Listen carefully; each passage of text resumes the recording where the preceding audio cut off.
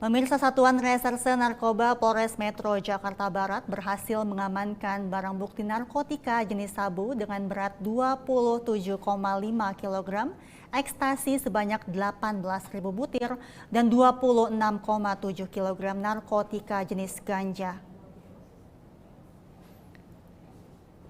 Kapolres Metro Jakarta Barat Kombes Pol Muhammad Syandudi mengatakan hasil ini merupakan pengungkapan selama bulan Januari 2024. Polres Metro Jakarta Barat berhasil mengamankan sebanyak 7 tersangka dan sejumlah barang bukti senilai 64 miliar lebih. Sementara jumlah orang yang terselamatkan dari pengungkapan ini sebanyak 345.000 jiwa. Syahduddin mengatakan 4 lokasi penangkapan berada di wilayah Bogor, Palembang, serta di 2 wilayah di Jakarta Selatan. Ia juga menambahkan para kurir ini bergerak berdasarkan motif ekonomi. Dan menurut pengakuan dari 3 orang pelaku, mereka dibayar 100 juta rupiah sebagai upah kerjanya menyelundupkan narkoba dari Malaysia. Atas perbuatannya, para pelaku dijerat dengan hukuman penjara seumur hidup atau pidana penjara paling singkat 5 tahun dan paling lama 20 tahun penjara, serta denda minimal 800 juta rupiah dan maksimal 8 miliar rupiah. Narkotika jenis sabu, ganja, dan juga ekstasi yang berhasil diungkap oleh Satuan Reserse Narkoba Polres Metro Jakarta Barat. Ada 4 TKP yang diungkap oleh jajaran Satres Narkoba Polres Metro Jakarta Barat. TKP pertama adalah salah satu rumah di Desa Cicadas, Kecamatan Ciampea, Kabupaten Bogor, Provinsi Jawa Barat. Yang kedua, salah satu rumah di Jalan Pengadegan Timur, Kecamatan Pancoran, Jakarta Selatan, DKI Jakarta. TKP ketiga, salah satu hotel di Jalan Letnan Sayuti, Kecamatan Ilir Timur, Kota Palembang, Provinsi Sumatera Selatan. Dan yang keempat adalah salah satu hotel, tepatnya di ruang penyimpanan genset yang ada di Jalan Denpasar.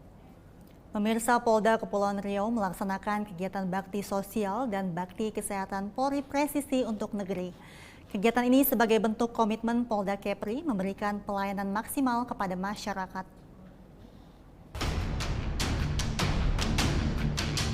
Wakapolri Komjen Pol Agus Adrianto memimpin langsung kegiatan bakti sosial dan bakti kesehatan Polri Presisi untuk negeri di Gedung Tumenggung Abdul Jamal Batam, Kepulauan Riau.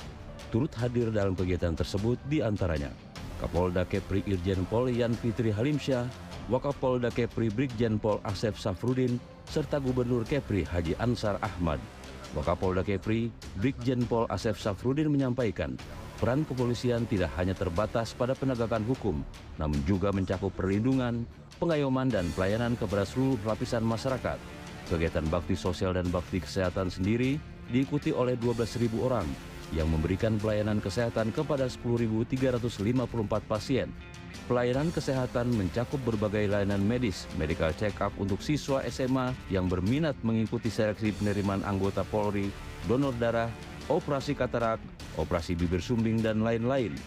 Wakapolri Komjen Pol Agus Adrianto menambahkan bahwa pejabat pemerintah TNI dan Polri adalah sebagai perwakilan negara dengan tugas utama melayani dan membantu masyarakat serta memberikan solusi terhadap berbagai persoalan yang dihadapi warga, termasuk di dalamnya masalah kesehatan.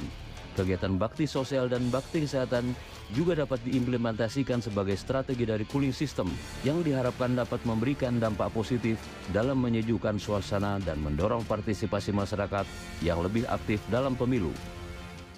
Kapolda Kepri sudah menjalankan apa yang menjadi program kebijakan Bapak Kapolri untuk program Polri Presisi, khususnya di dalam upaya untuk mewujudkan cooling system dalam penyelenggaraan pemilu 2024 dengan mendekatkan diri kepada masyarakat, seluruh komunitas yang ada dirangkul, kemudian didekati dengan berbagai macam cara, termasuk salah satunya kemarin ada Jumat Sehat, ada Jumat Berkah, ada Jumat Curhat, kegiatan meditasi, dan kegiatan-kegiatan yang dilaksanakan oleh Polda Polda Indonesia, dan salah satunya satunya adalah sanksi kesehatan. Dan hari ini dilaksanakan luar biasa, antusiasme masyarakat.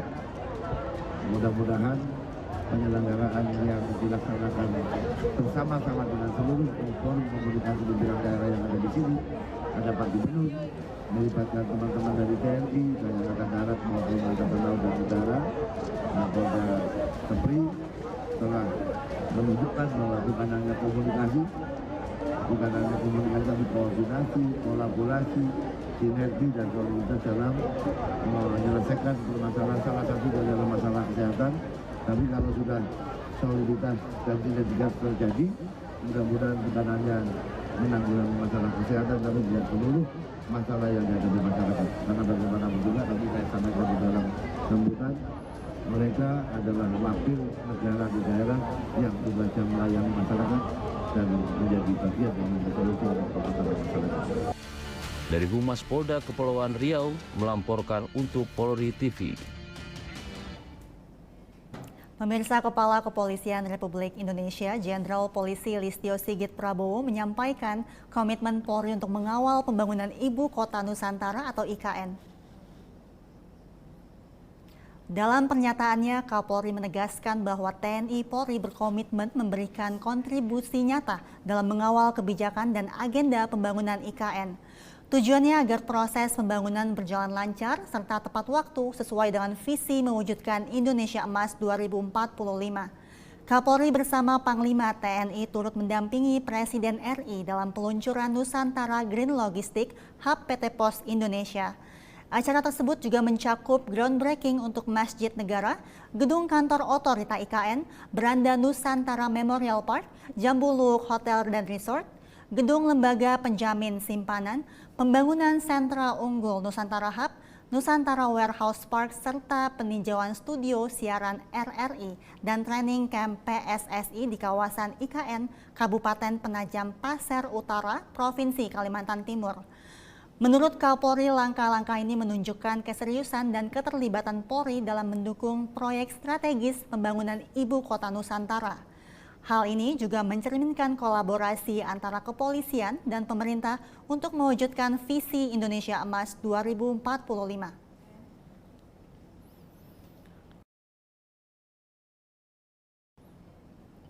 Polres Sumbawa menggelar apel kesiapan pengamanan dan pengecekan logistik tahap pemungutan suara pemilu 2024 di lapangan X Bandara Selaparang Rembiga, Nusa Tenggara Barat pada Senin pagi. Apel kesiapan pengamanan dan pengecekan logistik tahap pemungutan suara TPS Pemilu 2024 dipimpin langsung oleh Kapolres Sumbawa AKBP Heru Muslimin. Kegiatan ini merupakan rangkaian pengecekan tahap akhir dari sarana prasarana pengamanan tahap pemungutan suara pemilu 2024.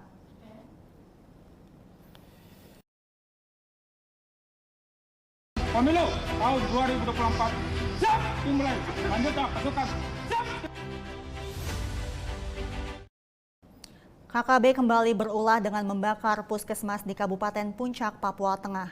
1 orang anggota KKB tewas dan 2 orang berhasil diamankan dalam pengejaran oleh aparat gabungan.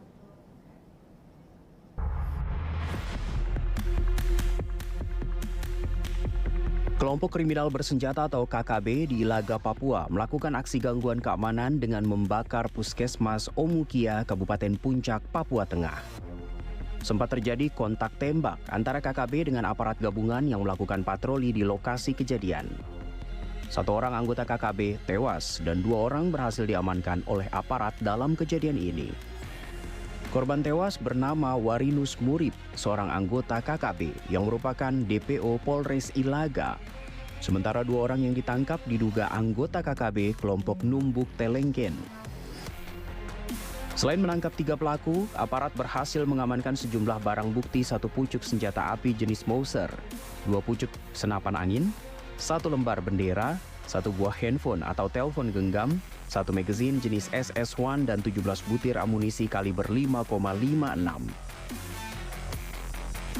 Telah terjadi gangguan dari KKB berupa rencana pembakaran terhadap puskesmas Omukai di Kabupaten Puncak. Berdasarkan informasi tersebut, kami dari Satgas Damai Kartens bergabung dengan Satgas lain, gabungan TNI dan Polri yang ada di Ilaga, merespons kejadian tersebut. Pada saat kami tiba di distrik Omukai, terjadi tembakan dari KKB terhadap pasukan yang sedang bergerak. Berdasarkan kejadian tersebut, kami melakukan pengejaran terhadap KKB yang diduga KKB Kepala Air, pimpinan dari Jeki Murib. Berdasarkan informasi tersebut, kami berhasil menangkap 3 orang KKB. Sementara itu, aparat yang tergabung dalam operasi Damai Kartens terus berkomitmen untuk melakukan pengejaran terhadap KKB yang melakukan gangguan keamanan, serta mengimbau kepada masyarakat untuk turut memberikan informasi terkait keberadaan KKB. Dari Humas Polres Puncak, Polda Papua, melaporkan untuk Polri TV. Tetaplah bersama kami, Presisi Utama akan segera kembali.